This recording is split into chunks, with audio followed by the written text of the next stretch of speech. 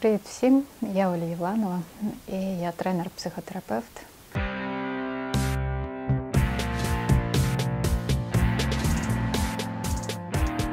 Я занимаюсь травмофокусированной когнитивно-поведенческой терапией, я преподаю ее психологам, я обучаю этому методу, я в нем работаю, начиная с 2014 года. То, с чего сейчас начинается любая встреча, это вопрос яхты. И это обычно очень важно узнать человеку, который хочет получить какую-то поддержку, помощь от психотерапевта. И для него очень важно, чтобы психотерапевт был в порядке. И самое первое, с чем я начинаю работать, это с тем, чтобы позаботиться о себе и сказать о том, что да, я в порядке, я могу быть тем, кто поддержит тебя, потому что у меня есть свои силы и знания. В то же время, когда мы начинаем работать с любым запросом, который сейчас появляется, потому что запросы особо не поменялись, то есть если вот раньше когда-то бы, если бы мне кто-то сказал, что вдруг война и с чем ты будешь работать, самая первая волна, с чем мы работали, это с тем, чтобы вообще выжить. И как только мы выжили, продолжается жизнь даже во время войны. И мы работаем с отношениями, работаем с тревогой, с низкой самооценкой, с травмами предыдущими. И это после того, когда мы выжили. В то же время весь мир объединен одной проблемой, с которой мы вот начинаем прям любое общение. Это ты жив, у тебя достаточно на это сил, тебе есть где жить. И это кризисное консультирование, где мы решаем реальные проблемы, где мы работаем с острой реакцией на стресс, с тем, что нам нужна уже будет профилактика, развитие травматических реакций, ну, как зависание в травме. И этой профилактикой активно сейчас занимаюсь я, мои коллеги. Мы создали кризисную службу, такую вот группу помощи. И у нас много таких сейчас в Украине. Поэтому добавилось то, что очень хотелось, чтобы было его меньше. Это страх, ужас войны. И с ним нужно справляться вместе, одному нельзя оставаться. Паникой называют острую реакцию на стресс. Острая реакция на стресс, она проявляется на уровне вот 3 защитных реакций. То есть не на уровне, а у каждого по-своему. У кого-то это реакция «бей», у кого-то реакция «беги», у кого-то реакция «замри».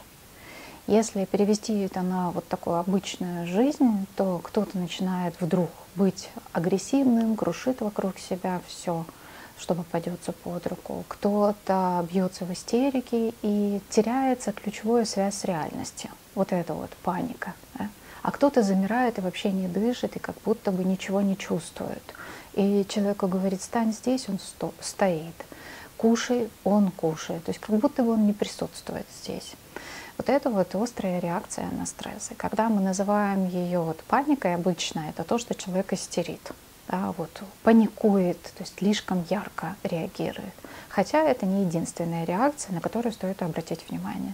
Самое ключевое — это не оставлять человека одного и не игнорировать его состояние. Если человек замер, то лучше посидеть рядышком, подышать вместе, но при этом комментировать свои действия и говорить: можно я возле тебя сейчас присяду и подышу рядом с тобой? Тебе нормально, если я рядом с тобой посижу? И это дыхание было бы здорово вначале подхватить того, кто хоть чуть-чуть дышит, и постепенно раздыхивать. Если есть возможности, такие отношения, что можно обнять, это было бы здорово. Вот это вот, как мы размораживаем человека, даже вот я сейчас показываю, это как чуть-чуть гойдати, да, колесаты, вот скорее как немножечко покачать, чтобы он мог раздышаться. Когда у человека истерика, это нормальная реакция на ненормальное событие, как замереть, так и кричать или крушить все вокруг. Это самому себе надо знать, для того, чтобы рядом, будучи с этим человеком, самому не испугаться и не подумать, что это ненормально не происходит, потому что нам кажется, что это плохая реакция, это нормальная реакция. Вот сам, если об этом опираешься, тогда уже знаешь, да, плохо, да, сейчас я тебя слышу, конечно. В то же время мы переключаем человека на реальность. Потому что когда идет вот эта вот паника, это работает та часть нашего мозга, которая срабатывает на уровне защиты. А если человек кричит, а нам нужно, чтобы сейчас было тихо, то есть это может быть не полезно, состояние такой эффект, то нам нужно, чтобы включилась та часть мозга, которая регулирует такие реакции и помогает нам возвращаться в реальность. Что можно делать? Можно задавать вопросы, сколько ты видел кого-то там чего-то, когда это было, какой номер телефона набрать, что ты сейчас вокруг себя видишь. Побудь со мной, да, ну вот когда там человек кричит, к примеру. Когда человек в гневе, нам нужно уворачиваться от предмета, то есть ни в коем случае не пытаться его обхватить и держать, как иногда советую, а необходимо, я слышу, больно, плохо, быть в контакте хоть как-то, но в то же время не допустить, чтобы вы были поранены, либо сам человек себе повредил. И тут вот это вот возвращать в реальность, что здесь сейчас происходит, объясни мне. Ну вот, пытаться наладить контакт. Но это я сейчас набрасываю такие, как это, то, что мне в голову приходит, но нам нужно на местности анализировать и как это, ориентироваться. Главное самому не пугаться этих реакций, не думать, что это что-то ненормальное. Это вполне нормальная реакция. К примеру, там человек узнает, он очень ждал и надеялся, что кто-то будет в сохранности, и узнает о смерти близкого человека. Крушить вокруг себя — это нормальная реакция на то, что не может в голове уложиться то, что это вообще происходит. То есть это то, что происходит вокруг нас. И вот война — это ненормально. А то, как мы с этим справляемся, как попало, это нормально. То есть это то, что в обиходе называется паника. Чем она отличается от панической атаки? Паническая атака — это ошибочная интерпретация состояния своего тела, либо реакции своего тела. Например, паническая атака у человека, как усугубляется вот это вот напряжение тела, где человек заметил, кажется, я плохо дышу, ой, у меня сильно стучит сердце. И он ошибочно интерпретирует, что это что-то ненормальное. Хотя он мог долго терпеть и не наблюдать, что он в напряжении, и сердце гоняло кровь с адреналином, уже прям большая нагрузка, оно стучит, но оно нормально работает, но с тем объемом адреналина и кортизола оно стучит гораздо сильнее и слышнее, а человек ищет опасность в этот момент, он долго сидит на стороже и слышит, как стучит его сердце. Ой, со мной что-то не так, у меня сердце не выдержит, сейчас произойдет что-то ужасное. Вот из-за этой мысли усугубляется состояние, потому что активизируются опять надпочечники, и опять идет выброс адреналина, кортизола, сердце еще больше стучит, человек опять как будто бы получает подтверждение, что происходит что-то ненормальное, и опять чувствует, слышит, еще тяжелее становится, и вот это паническая атака, потому что организм не справляется с тем, как человек себя воспринимает. У нас от мысли активизируется лимбическая система. Там разные даже подходы работы с паническими атаками. Ну, то есть там, если человек знает о том, что это работа надпочечников, и он посидит 3-5 минут, подышит, у него это пройдет. Если человека, ну, то есть его можно даже никак не опекать с панической атакой. Если у человека та самая паника, то нужно быть рядышком, потому что он может навредить себе и окружающим. Или зависнуть в этой травме, потому что тогда, если мы не обращаем на это внимание, и это пролонгированное такое состояние, допустим, человек там 2-3 день сидит на кровати, шатается, не пьет, не кушает, не спит, это не окей, нам нужно на это реагировать. Я бы заменила слово «правильно сочувствовать» на «полезно сочувствовать». Потому что если мы устанавливаем одно единственное правило, то мы относимся к людям как к объектам. А мы все разные, у нас разные чувства, разные истории, разные оттенки чувств и смыслов в те или иные моменты. И зная это, я обычно вот применяю слово «уважение». Уважать то, что мы все разные. Для того, чтобы проявлять это уважение, необходимо быть бережным. А как можно быть бережным, когда человек переживает, допустим, какую-то катастрофу, и мы хотим его поддержать? Мы-то ведь, если его поддержим правильно, то мы поддержим из своей парадигмы жизни. А нам нужно поддержать полезно, то есть уважительно по отношению к тому, что мы не знаем, как и что внутри у человека, и в чем он нуждается. А человек может в таком состоянии не мочь сказать, сформулировать, он может не знать этого, потому что там буря внутри. И для того, чтобы его поддержать, посочувствовать, нужно быть искренним, это самое главное. То есть прислушиваться к себе, когда я не знаю, что сказать, так и сказать. Я не знаю, что сейчас сказать, я растерян, я не представляю, как чувствовать эту боль, и я есть. Это приблизительно. Но бывает так, что у человека у самого дыра внутри, и он тоже переживает какие-то напоминания о своих травмах, либо у него уже что-то было, либо он тоже что-то сейчас переживает. Мочь, не мочь, это тоже полезно. Но опереться на это, то, что я сейчас не могу никак в этом участвовать, я сам чувствую боль такую, что я не знаю, как я могу с этим быть. У меня нет на это возможностей. И вот эта искренность — это та самая смелость, которой мало кого учили. Нам же говорили, ты должен всегда быть таким-таким, у тебя должно быть то-то и то-то. А это не работает, это нечеловечно, потому что у людей нормально, когда мы что-то не можем или чего-то нет. Но то, что мне не все равно, это даже уже проявляется в том, чтобы сказать, я не знаю, как в этом участвовать, у меня на это нет сил. И это сочувствие. Это там, где я, знаешь, рискую, но я рискую, не предавая себя. Вот для меня это очень важно, потому что я готова бороться за свет против тьмы. Метафорично очень, но это дает мне возможность опереться на это, потому что я задаю себе вопрос, если я это не напишу, не скажу, я живу свою жизнь, или я предаю себя, или я подстраиваюсь для того, чтобы не рисковать. Да? И вот этот риск, он проявлялся и проявляется в том, что я открыто говорю бывшим коллегам и бывшим друзьям, что я их не уважаю из-за того, что они посылают до сих пор лучики добра и пытаются оправдать убийство. И я же психотерапевт, я же должен быть работать, мочь со всем, всегда. И вот как доктор. Но доктор, он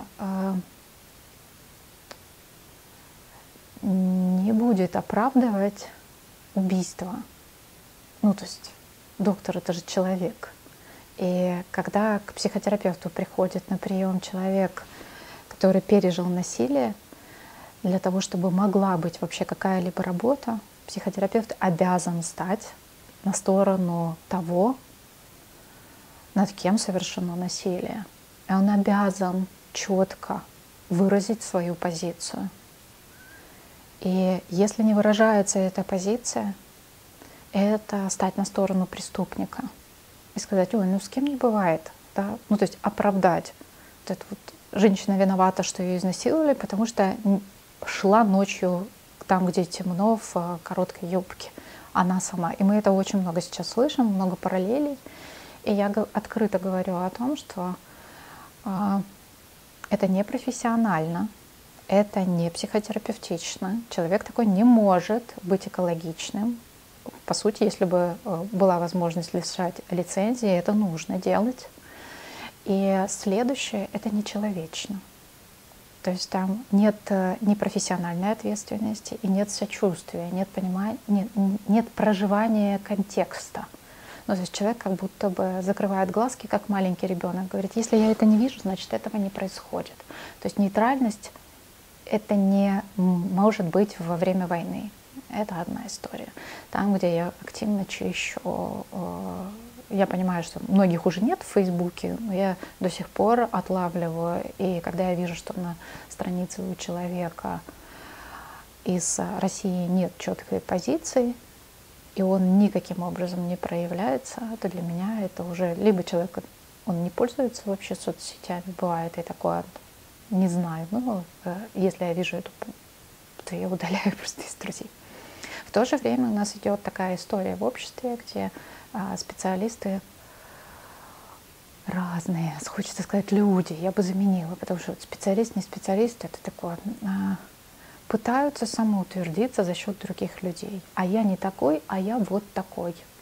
А я критикуют кого-то открыто, говоря о том, что вот он плохой, он делает недостаточно, а я делаю достаточно. Или там расшатывают общество, выбрасывая запросы, вот нужна срочно помощь, и такой ужас описывают непосредственно в этом посте, что поднимается все общество, даже волосы дыбом. Нарушается конфиденциальность клиентов, нельзя этого делать. Следующее. У нас и так мы травмированы, усугубляется, происходит ретравматизация. То есть это безответственно. В то же время нет реального запроса, нет реального адресата, нет контактов. Даже вот, меня 2 недели, по сути, в напряжении держат регулярные прилеты. Оль, ты можешь поработать, и там описание какой-то группы людей, человека, что с ним произошло. Я говорю, да. И дальше я сижу, жду, и ничего не происходит. Да, есть какие-то рабочие запросы, с которыми получается поработать, но большая часть запросов, ой, я не знаю, кто это. Я говорю, напиши, пожалуйста, конкретно, какая организация, кто инициирует. То есть вот эта ответственность взять за свои действия. И особенно психотерапевты обязаны понимать, для чего они и что они делают. И вот это вот требование для того, чтобы работать с людьми, необходимо быть самому с личной терапией. Необходимо брать супервизии, необходимо, если чувствует специалист, обязан на это обращать внимание, у него должен быть уже этот навык саморефлексии, меня заносит, пойти куда-то подлечить душу, прийти в группу, взять консультацию. То есть, и когда специалисты этого не делают, это непрофессионально. И да, я пробую, почему я говорю, что я рискую написать тук-тук на секундочку.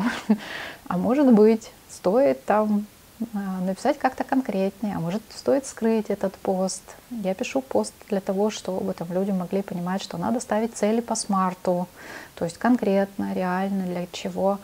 И кто-то может на это обратить внимание, а кто-то дальше продолжает вести себя как человек, который не осознает вообще, для чего и что он пишет, что он делает. Вот эта вот безответственность, она тоже, опять-таки, нормальная реакция психики на ненормальные события. Да, человек может со временем с этим справиться, и если нет запроса, мы не можем догонять и лечить, но я берегу себя. Я удаляюсь с друзей. Или убираю из ленты, потому что я понимаю, что психогигиена, она сейчас обязательна. Необходимо дозировать поступление информации из новостей, необходимо дозировать там, где, я была уверена, что этот специалист, мало ли в чем я уверена, да, справится, а он не справляется, я разочаровываюсь. Но это мой личный процесс, человек не обязан оправдывать мои ожидания. И это не он плохой, это я забочусь о себе, и перестаю с ним дружить, либо убираю его посты, чтобы они были мне невидимы. Мы заботимся о себе сами. И вот это вот личная ответственность каждого взрослого человека и уважение к реакциям другого. Даже вот тема надеть белое пальто и самоутверждаться за счет других, она нормальна, но мне это не нравится. Я не окей с этим. У меня есть ли миссия переучить всех людей, когда они ко мне не приходят? Нет у меня такой миссии, но это бесполезно. И я потрачу свои силы зря, взять ответственность.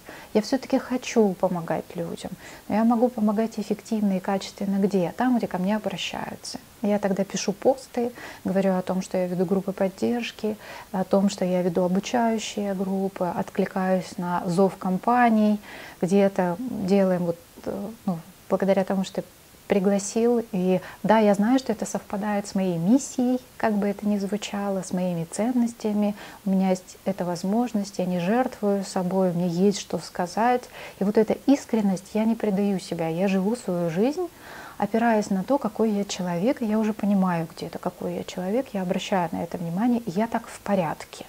Я не в идеальном состоянии, я периодически несчастлива, и я знаю, что мое несчастье сейчас, оно нормальная реакция на ненормальные события в нашей жизни. И хотелось бы сказать, я уверена, что это очень важно, это обязательно пройдет. Вот обязательно. И когда нам хочется, чтобы это прошло, это прямо, нам всем очень хочется вчера, чтобы это закончилось. То есть каждый день, когда мы просыпались под взрывы в Киеве, казалось, этого не может быть. Вот сегодня я проснусь, и все. Это было, это ошибка, такого не может быть. И чем больше мы терпим и ждем, что вот-вот закончится, тем нам тяжелее. Но когда мы знаем, что мы каждый день живем, и это обязательно закончится, если мы продолжаем жить хоть как-то с заботой о себе, и когда у нас есть что-то, чем мы можем поддержать других, и от этого мы не развалимся, если, то есть мы этого не лишимся так, что это нужно нам, то это гарантированно пройдет. Потому что наши бабушки, дедушки, прабабушки и прадедушки это уже переживали. Увы, мы не первые. И очень хочется, чтобы после нас больше никогда этого не происходило. И не из-за ядерной войны, а из-за того, что мы все переживем этот опыт так, чтобы мир перевернулся в сторону не выживания материальной гонки за тем, что мне побольше, а в сторону того, что мы все люди, мы все имеем право жить, мы все уважаемые, разные, мы все разные, и кто-то кого-то заносит в животное состояние, а кто-то успевает быть разумным даже в больных ситуациях и приходить за помощью, за обучением, за навыками, за сочувствием, за обниманием того, что ты хороший человек, ты мне дорог. Это прям наше, нормальное будущее. И это тонет не тот, кто погружается, а тот, кто остается под водой. Нам нужно постоянно сейчас всплывать, потому что то, что нас будет накрывать, это гарантированно, потому что война еще не закончилась. Но то, что мы можем это пережить, это факт. Потому что это моих 2 лозунга. Если у кого-то получается, то есть надежда у остальных. А у наших бабушек и дедушек это получилось. Если бы у них этого не получилось, нас бы не было. Еще у нас есть новые блокноты, мы успели их выпустить. И там на украинском языке уже написано. Я это хочу сказать. Знаешь, как начинали на українському, очень хочется прям продолжать на українському. Якщо є той, кому вдається, то в інших теж надія є. І у нас вже достатньо тих, кому вдається. И надія у нас у всех є, потому что война — это неестественное, это ненормальное состояние.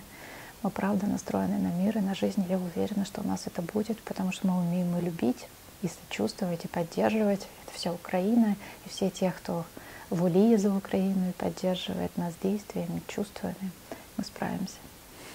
Детский стресс есть особенность тем, что если мама с папой не справляются, ребенку будет очень тяжело. Если мама с папой справляются, то есть они понимают свои чувства, они замечают, где у них что-то получается, где что-то не получается. И это они в порядке. Но это не то, что они идеальны, им всегда хорошо. То есть у нас же есть такая ошибочная интерпретация чувств, что есть плохие чувства, а есть хорошие. И мы будем показывать только хорошие и игнорировать плохие. И это огромное усугубление вообще внутренней и внешней работы. Я сейчас говорю про работу, хочется сказать, переживаний и разума. Да? То есть мы же эмоциональны, и если мы опираемся на эти эмоции, успеваем их пережить, успеваем быть разумными, чувствующими людьми, тогда у нас есть эволюция. И если мама с папой не говорят, я начну с ошибок, все хорошо, вырастешь, поймешь, все нормально, взрослые, всегда хорошие, идеальные, знай, что тебе ничего не надо знать, то это усложняет, по сути, прохождение стресса ребенком, особенно если есть травмы, потери, резкие расставания, смерть, свидетельство того, что происходит у детей на глазах, то ребенок остается тогда один со своими чувствами и вынужден сам додумывать смыслы. Есть возрастная психология, такая часть науки психологии, возрастная психология. Она описывает специфику взросления ребенка, на каком возрастном этапе, что важно, и какая деятельность ведущая, и на каком языке, по сути, с ребенком нужно разговаривать.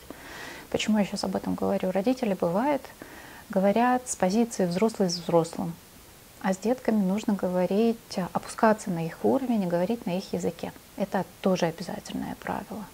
И еще вот эта часть, которую я сказала, говорить. Например, как говорить с 3-летним ребенком. Маме с папой сейчас тяжело, или маме тяжело, или папе, бабушке. И да, мы переживаем, в то же время мы справимся, потому что взрослые умеют с этим справляться. Ты в безопасности, потому что я с тобой. Обязательно тебя взрослые защитят. Я люблю тебя. Ты хочешь, чтобы я тебя обняла? Ну иди, я тебя обниму. С детками нужно добавлять игровую деятельность. То есть что такое игровая деятельность? Не объяснять ребенку, вот если ты сделаешь то-то, то-то, ну то есть совсем серьезно, то тогда там и что-то получится. Мы не можем сейчас детям много чего гарантировать, либо дать того, чего бы мы очень хотели. Поэтому мы можем придумывать героев, мы можем придумывать истории, мы можем объяснять через истории. Мы, если взрослый уже, как взрослеющий ребенок, допустим, подросток, мы можем быть партнерами, но не перекладывать на него ответственность за свою жизнь, за свои чувства. Ребенок не может быть полноправным партнером. Он может быть в каком-то объеме, который ему доступен, вот его деятельность, его область влияния. Например, сыночка, я буду тебя просить мне помогать. Ты мне сейчас вот нужен в том, чтобы дома было чисто. Ну, прям самое базовое такое бытовое. Или чтобы у нас в комнате, сейчас много семей живут в одном доме, много семей, или в одной комнате, там даже несколько семей. Мне нужна твоя помощь, я очень ценю, и спасибо тебе за то, что ты убираешь свои книжки или там свои игрушки. Ну, очень хочется, чтобы у детей сейчас было много и книжек, и игрушек, ну, там у кого как получается. И говори мне о том, когда тебе что-то не так, потому что если ты там стараешься о маме позаботиться, не надо о маме заботиться. Мама будет заботиться о тебе. То есть забирать у детей то, что они могут пробовать на себя перетянуть. Я буду взрослым, а это невозможно. Ребенок не может стать взрослым, он все-таки ребенок. И вот это у ребенка мы обязаны ему обеспечить детство сейчас. Да, ты меня поддерживаешь, что не забывай, что я о тебе забочусь, а не ты обо мне. Ты мне помогаешь, но ты не можешь обо мне заботиться, там, как папа. Ты не папа, ты не можешь заменить папу. Ты сын, и я все-таки мама, я о тебе забочусь, ты меня поддерживаешь. Но это вот там, где родители тоже ошибка. Позаботьтесь о ребенке, давайте мы приведем ребенка к психологу, а у нас не надо. Нет. Ребенку очень важно чувствовать себя в безопасности, и он это не может сделать сам. Ему важно, чтобы родители были в безопасности. Безопасность, даже относительная, это там, где понятно, что сейчас война. Понятно, почему мы уехали из дома, папа остался там, а мы с тобой здесь. Да? Ну вот мама может это описать, или там мама с бабушкой, тоже так бывает. Понятно маме, что это больно и тяжело всем. И признавать чувства ребенка — это давать ему возможность все-таки переживать это напряжение и катастрофу расставания, катастрофу даже того, что там, дома больше нет. Конечно, мы все злимся, конечно, это обидно. Конечно, ты хотел, чтобы твои друзья все собрались, и был день рождения. Ты запланировал, ты придумал, у тебя уже получалось. Мне очень жаль, что мы поменяли школу. Мне очень жаль, что ты учишь другой язык, и тебе сложно ориентироваться в математике, хотя ты раньше в ней хорошо ориентировался, а сейчас математика идет на другом языке. Признавать чувства ребенка — это для многих взрослых очень большой вызов, потому что они-то ведь не, мы, да, не привыкли признавать чувства как нормальную часть жизни, а без них мы застрять можем в том, что мы переживаем, потому что столько силы в этих чувствах, что чтобы на них опереться, нам нужно на них обращать внимание, а не пытаться говорить: все будет хорошо, не обращай внимания, не грусти, давай лучше порисуем. Нет, Мы грустим, давай порисуем грусть. Давай нарисуем, какая у нас грусть и о чем мы мечтаем.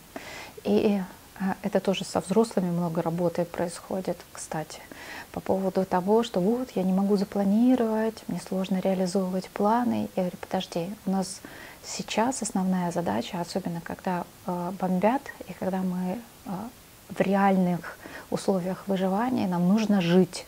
Выжить — это жить каждыми 15 минутами, каждым часом, каждым днем. Это наш максимальный план, когда вокруг нас реальная опасность и угроза жизни. Когда мы живем каждом дне 15 минутами и часом, нам нужно у каждого часа отнимать, у каждого часа войны отнимать свою жизнь. Я так это вот забрать свою жизнь. И если вокруг нас взрывается, мы пробовали играть в скрабл с мужем. Очень сложно, когда под взрывами ничего не получается, потому что вообще голова не соображает, это нормально, адреналин с кортизолом, слишком много гормона стресса, мы не настроены на креативную какую-то творческую деятельность, прям, это нормально. Мы посмотрели, хи-хи-хи, нормально. Хи-хи-хи, нормально, это мы уже забрали у войны свою жизнь, то есть мы не боролись с собой, а уже оперлись на себя. И вот вместо того, чтобы планировать, мы мечтаем, что мы когда-нибудь сыграем в скрабл. И у нас будет работать голова. И я предлагаю мечтать с детьми. Давай будем писать каждый день вечером одну мечту. Каждый свою какую-то. Или могут быть наши общие. И у нас там, например, мечта Париж, в Испанию мы давно хотели вдвоем, и у нас все вдвоем не получалось. Вот мы мечтаем. Мечтаем съездить к ребенку, мечтаем обняться, мечтаем всех собрать за столом с друзьями и уехать там на 2 дня за город и болтать днями, купаться. Мы пишем мечты. Чем отличаются планы? Тем, что у нас есть требования, и мы разочаровываемся. А нам нельзя сейчас разочаровываться, и нет смысла в этом. Зачем себе добавлять дополнительную работу, когда у нас и так ее слишком много? Это огромный вызов для каждого человека пережить войну и быть в порядке. И вот это вот быть в порядке — это план короткий, ежедневный, если есть возможность. А так мы мечтаем. Разный контекст, разная самопомощь. Есть такое понятие военная психология.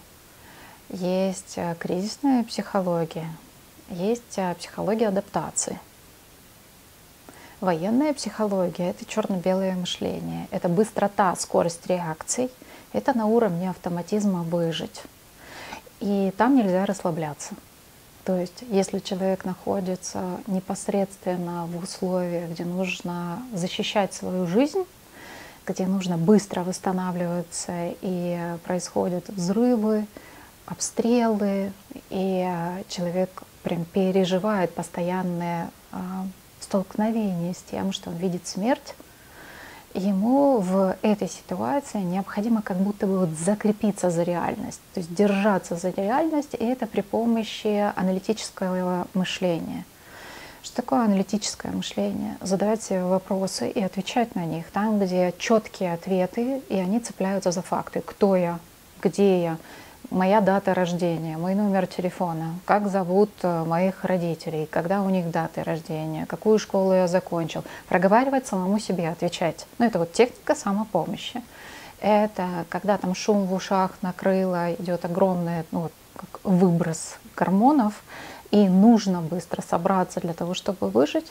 Можно вплоть до того, что там постучать себя, потереть мочки ушей, да, быстро прийти в себя. Даже там как сжать кулаки, это называется техника Джейкобсона, мышечная релаксация, надо, чтобы пропустить, но это не в быстрой такой реакции, хотя бы если там восстановиться быстро. Если, к примеру, бой затих и прийти в себя, да, мышечная релаксация, мы напрягаем очень сильно мышцы, допустим, руки, потом ее расслабляем, ноги, и так можем все тело пройтись. То есть в военной психологии там скорее выживание — это быстрое восстановление, невозможно долго быть в таком состоянии. Это чтобы быстро смочь отпрыгнуть. и в то же время сообразить, а не влететь в эмоции и не погрузиться, не развалиться, потому что то, что можем переживать, это невозможно пережить за раз.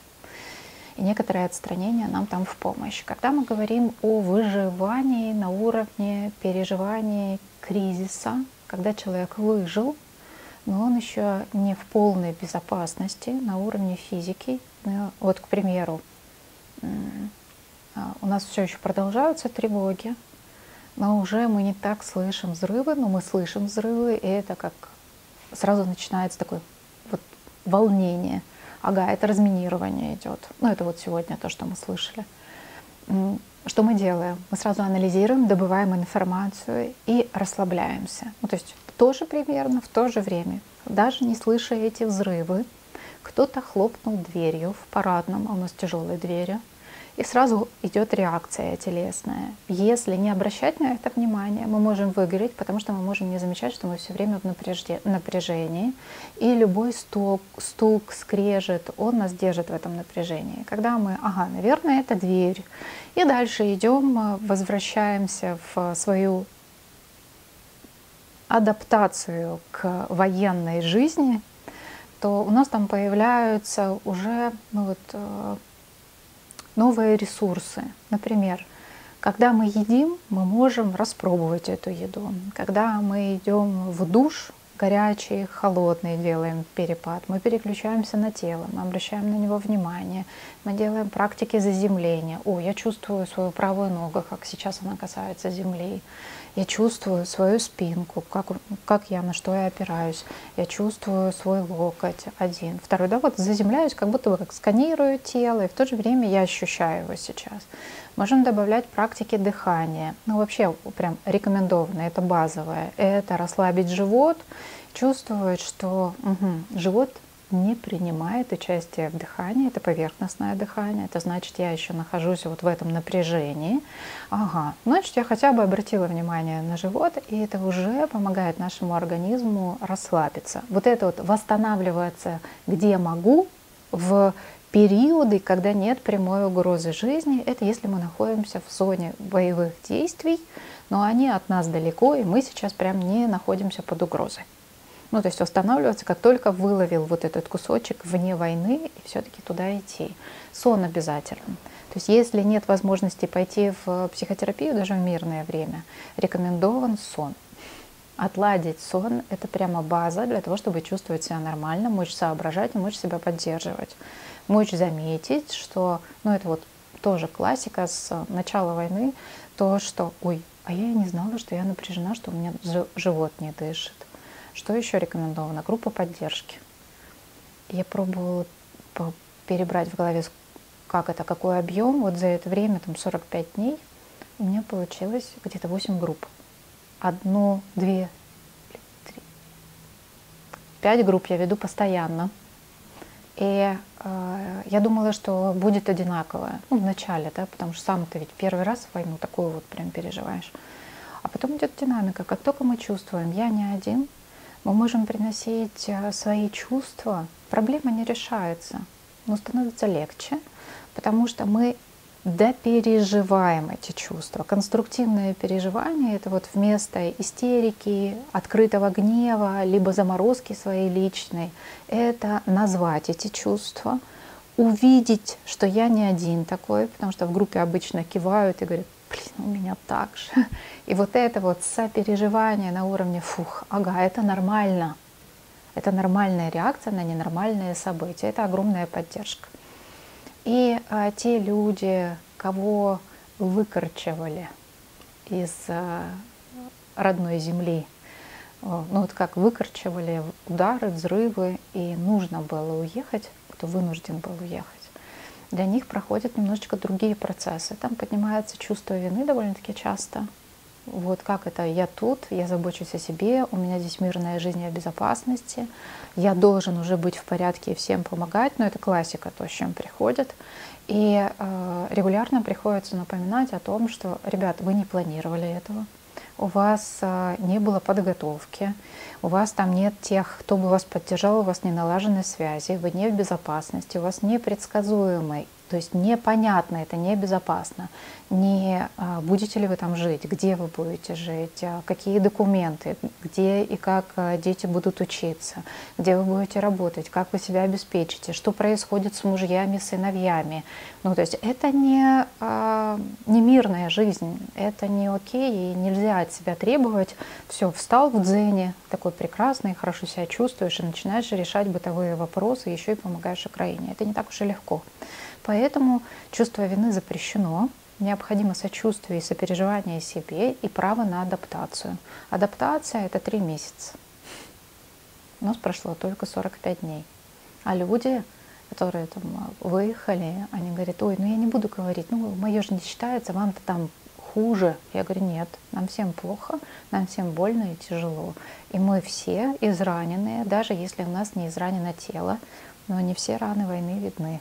И у нас вот эти вот дыры внутри, они получают мощную поддержку тем, что мы знаем, что правда на нашей стороне, что весь мир знает, что убивают нас, а мы на своей земле, и мы никому не шли, а мы мирные люди, которые защищаются, и это насилие всем миром оценивается как насилие, и мы знаем, что мы на светлой стороне. Это огромная поддержка для каждого, где бы он ни был.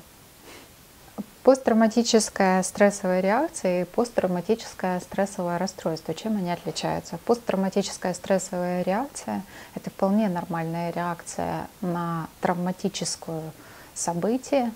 И многие вот сейчас как-то спрашивали: ой, разве это нормально, что снятся кошмары? Я говорю: ну, конечно же, нормально, потому что наша психика старается ночью уложить тот ужас, с которым мы сталкиваемся, хоть как-то в новой связи между нейронами. В то же время мы, когда переживаем психотравмирующие события, то есть являемся свидетельством смерти, или сам человек выжил, или человек пережил насилие, или был свидетелем того, что кто-то пострадал от насилия, узнал о том, что произошло с близкими и знакомыми. Это травмирует нас, то есть разрушаются привычные связи между нейронами. И вместо привычной деятельности, то есть я знаю, что я звоню родителям, и родители берут трубку. Если они не берут трубку в мирное время, для меня это значило: ну, разрядился телефон или мама не слышит. Сейчас, когда нет связи со мной у родителей, они будут очень сильно волноваться, и я, потому что мы были на связи, когда вокруг них взрывались снаряды, и они говорили: ой, не в нас прилетело. И знание о том, что люди гибнут, видеть, быть в этом, это травмирует нас. В то же время наша психика, она способна переживать это, и мы можем опираться на этот опыт. Если бы мы это не умели, то человечества бы давным-давно уже не было. В то же время, откуда появился вот этот диагноз посттравматическое стрессовое расстройство? Мы начали активно с ним работать, начиная с 2014 года. Мы это психотерапевты в Украине, и у нас уже достаточно образованных, практикующих с опытом травмофокусированных и кризисных психотерапевтов. И тогда был поднят хайп у нас в обществе, что вот у нас у всех PTSD, посттравматическое стрессовое расстройство, из-за того, что мы были свидетелями или там были на Майдане, или в зоне АТО, ребята когда возвращались, то вот это не обязательно. И когда еще в предыдущие года ребята приезжали оттуда и говорили: вот я слышал про ПТСР, и мы развинчивали миф, что у человека, если он был свидетелем таких ужасных катастроф, то это будет. Почему этого не будет? у многих. То есть 80% людей, которые пережили такие катастрофы, они справятся. Где-то 20% рекомендовано обратиться за помощью к психотерапевтам. У деток это где-то 30%. Ну и мы уже говорили о том, что очень важно, чтобы родители справлялись, и чтобы с детьми была связь, и дети могли прийти с любыми переживаниями к взрослым.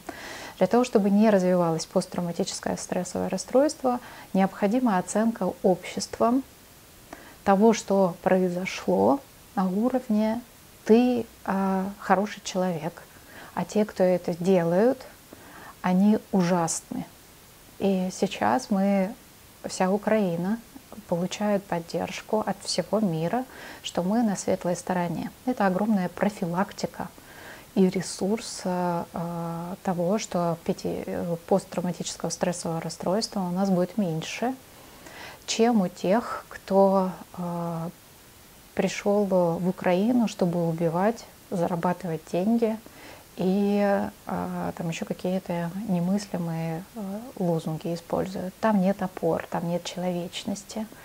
А вот когда есть человечность, есть «я не один», я сражаюсь за свою страну, и это мощная поддержка. В то же время у нас у всех есть свои травмы детства, есть свои истории из жизни, которые мы могли проскочить и не заметить, что нам было больно, и как-то было нормально. И вот такие вот ситуации, такие катастрофы, они могут поднимать эти переживания, и человек может пугаться своих реакций и думать, что с ним что-то не так, хотя это нормальная реакция психики на ненормальные события в нашей жизни.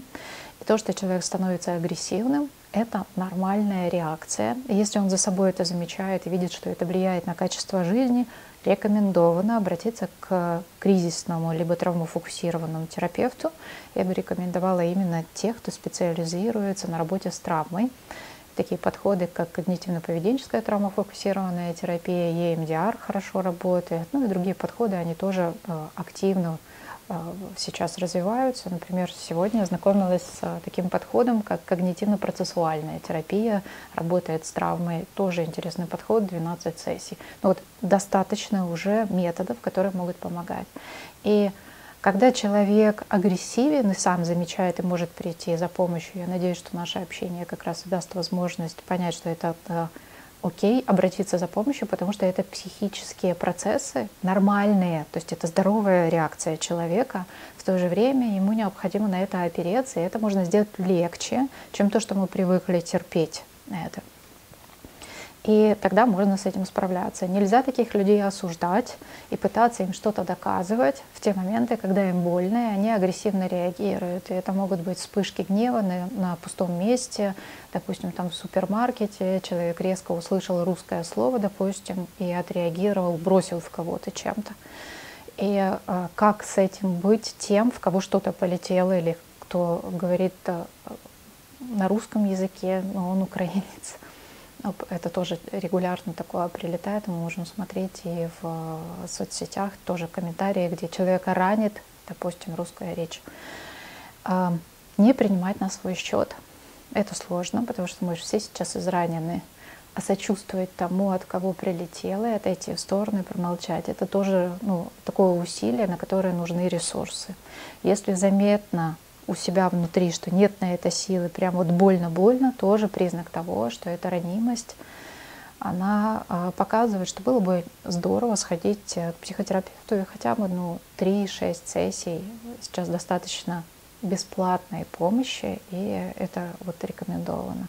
Что еще как может проявляться посттравматическая стрессовая реакция, на которую, если не обращать внимания, то может развиться ПТСР, нарушение сна, алкоголизм. То есть алкоголизм на уровне человек начал пить алкоголь, то есть у него какая-то, возможно, были отношения с алкоголем, то есть нормально, там был бокал вина, а тут он не может остановиться и все время с вином или еще с какими-то напитками.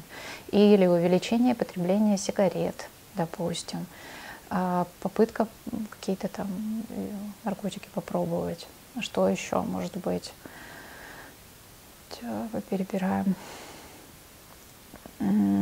Флешбеки и интрузия. Объясню, что это. Это реакция на какие-то звуки, запахи, те же слова, допустим, там какое-то слово услышал и сразу перенесся эмоционально на уровне физической реакции, как в ту ситуацию, где он переживал эту катастрофу. И запахи прям, ну, это тоже хочется сказать, первобытное. Наш быстрый флешбэк может быть из-за запаха. И, может быть, вы за собой уже замечали, меняется сейчас отношение с запахами, и наблюдаешь за собой и думаешь, ух ты, неужели? У меня такого раньше не было, такой реакции на этот запах. И это нормальная реакция нашей психики на ненормальные события. Если прям сильно выносит вот этот вот флешбэк, и человек в мирном месте реагирует так, как будто бы на него летят сейчас снаряды и закрывают голову, это показатель того, что все-таки есть сейчас посттравматическая стрессовая реакция.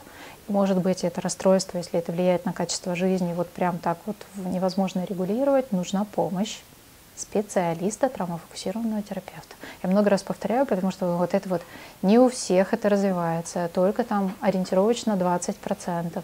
Но нам для того, чтобы вот было 20%, нам нужно, чтобы все остальные 80% знали об этом хотя бы. А что такое интрузии? Это постоянно в голове крутится как будто бы заезженная пластинка. То есть человек что-то делает, занимается привычной какой-то уже мирной жизнью, но он мысленно все время возвращается в это событие. То есть он постоянно, ну вот мы когда переживаем смерть близких, первое время как будто бы с ними разговариваем. Или идешь по улице и кажется, ой, вот он прошел. Или вот, кажется, я его голос услышал. Это признаки интрузий. То есть вот как будто бы как залипание в какой-то ситуации, в каких-то отношениях. И это нормальная реакция психики на ненормальные события. Если человек, вот почему я так часто об этом говорю, сколько я работаю с травмой, столько у меня уже вот достаточно наблюдений, что бывает, человеку объясняешь это, и признаки ПТСР снижаются, человек дальше справляется. Вот хотя бы объяснить, чтобы в этом ориентироваться. Если человек не обращает внимания на свои эти реакции, могут развиваться сопутствующие, назовем это, расстройства состояния, например, депрессия. То есть когда человек лежит, и у него нет сил встать, сделать привычные дела. Он говорит, не, мне ничего не надо, мне ничего не хочется. Есть я не хочу, на солнышко я смотреть не хочу, листики я не вижу, весна не приходит, выключите песни, выключите свет, мне ничего не нужно. Это признак того, что может быть полезно все-таки не только работа психотерапевта, но может быть нужна и медикаментозная помощь. То есть у нас падает захват серотонина, когда мы говорим о депрессии, и нам могут быть нужны антидепрессанты. Почему я говорю нам? Потому что это здоровая реакция психики на ненормальные события в жизни. Это очень важный акцент, потому что у нас в обществе еще стигматизировано вот это вот обращение к психотерапевту. Я что, больной что ли? Я что, псих? Что, со мной что-то не так? Нет, это все так. Психотерапевт, он помогает легче это проходить. И знание того, что у нас у всех нервная система по-разному организована, немножко как это, темперамент разный, скорость реакции, уязвимость, чувствительность. Мы не машины, мы живые люди, мы очень отличаемся от машины. У машины можно ее пригнать на станцию техобслуживания, поменял колодки тормозные, все, и порядок. А у человека попил водички, сходил, посмотрел на солнышко, как говорят, там, позитивные эмоции. Я против позитивных эмоций, потому что нам нужно полезное. А одному человеку посидеть рядом с людьми, которые пережили что-то похожее, групповая терапия тоже хорошо работает, и группа поддержки, опять же. И ему это даст мощную поддержку. А кому-то где-то поговорить с психотерапевтом, одной встречи достаточно, и попить антидепрессантов, а кому-то физическая активация. Когда мы говорим о депрессии, если это легкие, средние стадии, то что такое физическая активация? Это заняться спортом, но не как ты готовишься на чемпионат упахаться, да, там, или там Ironman, а такой посильный спорт, после которого чувствуешь, фух, я что-то сделал. И вот это вот, фух, я что-то сделал, это идет выработка эндорфинов и сам по себе захват серотонина. С одной стороны, очень тяжело, когда мы ищем, кто такой, кто не такой, да, вот кто лучше, кто хуже. Это прям болезненный такой процесс. В то же время это уже некоторый признак, что мы выжили. Да, что я живу, и я начинаю разбираться в том, а как я живу. Да? Когда мы задумываемся о качестве жизни, то это уже все-таки процесс про жизнь, а не про отвоевать жизнь. А мы уже говорим, а как я живу? Это здорово. И если мы не будем осознавать причины этого процесса, то мы можем перестать быть человеком разумным, а спуститься до уровня млекопитающего. Чем отличается человек разумный? Человек разумный видит перспективу, он может анализировать, и анализировать, что сейчас происходит, и выбирать те действия из возможных, доступных, которые в будущем дают ему возможность развиваться, объединяться, умножать какие-то ресурсы. И вот это вот строить светлое будущее, мир, быть человеком, который умеет дружить, любить, уважать людей, воспитывать детей так, чтобы они умели тоже это, тогда нам необходимо в моменте, в самом вот здесь и сейчас отвечать на очень важный вопрос. Какая у меня цель и к чему это приведет в будущем, если я сделаю вот то, что я сейчас, первое, что в голову пришло? Это мешает моему будущему в перспективе или помогает? И чем нам полезно осознавать это? Тем, что у нас у всех одинаковая главная цель — это быть живыми людьми.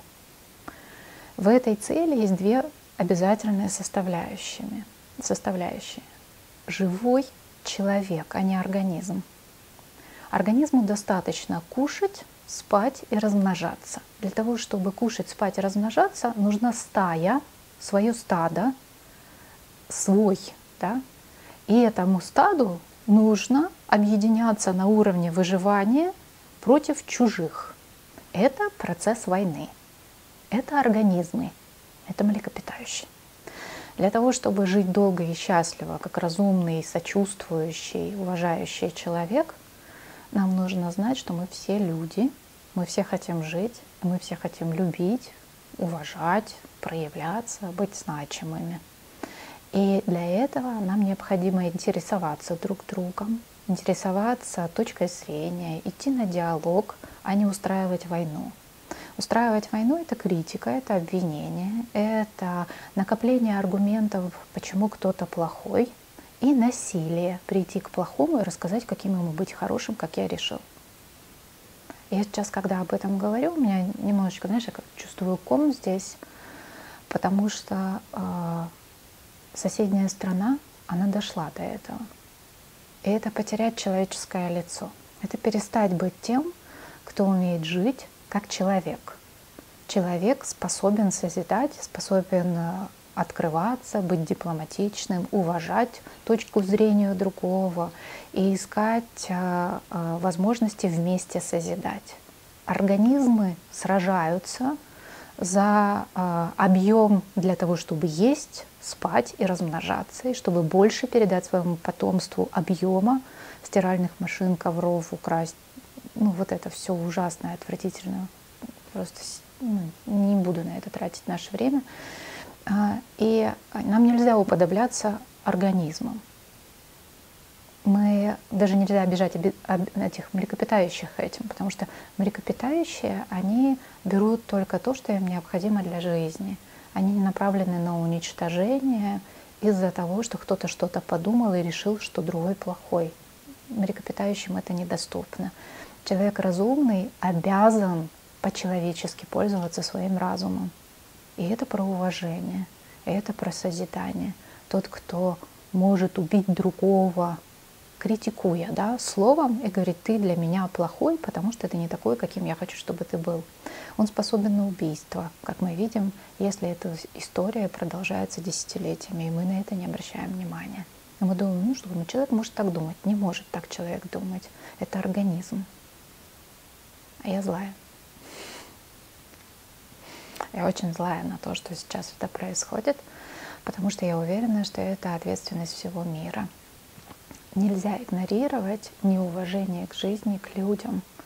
И то, что мы сейчас об этом говорим, я уверена, что это важно для нашего общества, потому что критика других для того, чтобы самоутвердиться, для того, чтобы сказать «я правильный, а вы неправильные», когда мы все заодно, когда мы все за жизнь, за уважение к жизни, за право на свою мирную жизнь на своей территории, за свои дома, про любовь друг к другу, про то, что у нас есть те, кого мы очень любим, а те, кого мы уважаем точку зрения, мы знаем, что этот человек тоже не хочет никого убивать.